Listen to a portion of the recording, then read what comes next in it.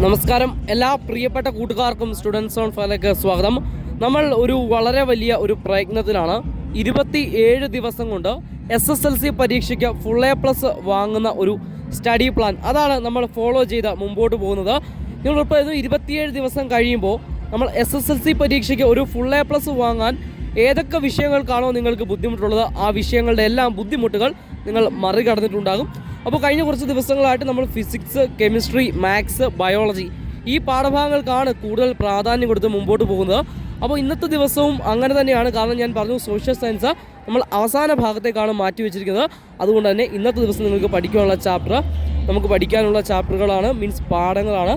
നമുക്ക് ഫിസിക്സ് 4ാമത്തെ chapter, chemistry 4ാമത്തെ ചാപ്റ്റർ, അതുപോലെ ഹിന്ദിയുടെ 2nd യൂണിറ്റ്. അപ്പോൾ ശ്രദ്ധിക്കുക, physics 4th chapter, chemistry 4th chapter, ഹിന്ദിയുടെ 2nd യൂണിറ്റും ഇന്ന് നിങ്ങൾ കവർ ചെയ്ത് തീർക്കുക.